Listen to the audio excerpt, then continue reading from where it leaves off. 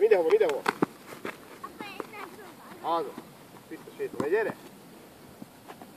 Oda nézd a kis földre. Szuper.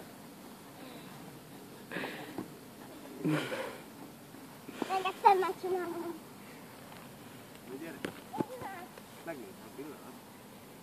Ezt kell majd gyakorolni a benne. Nem mutasd, mehet.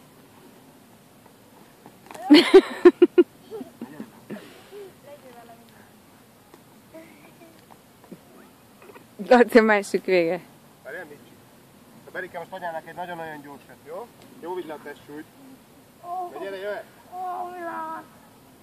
Jöjj! 1, 2, 3, koncentrálj! Én sem tudtam. Sem, de sem. De miért? Nagyon lassú. De miért? Nézzük, amire elnakadjál a lábad. Sokkal gyorsabb. Jó volna, elfáradtam. De már csak azt mondd rám ilyenkor, hogy elfáradtál. Hogy tudom? Hogy igazi veci bajnok vagyok.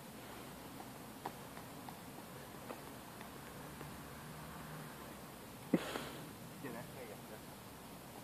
Ez villámgyorsan, jó? Nem kell kapkodni, nem azért kapkodjál, mindenhol lépjél be, azért van ilyen sűrű. Leviszed ott a testsúlyt, piciket lép, vissza piciket, nem ilyen nagyokat, mert így nem lehet.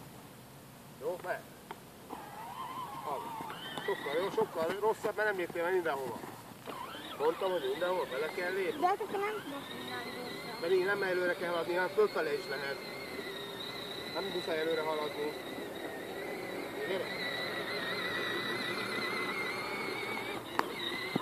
Kicsit, kicsit, kicsit, kicsit, kicsit, kicsit, kicsit, kicsit, kicsit, kicsit, kicsit, kicsit,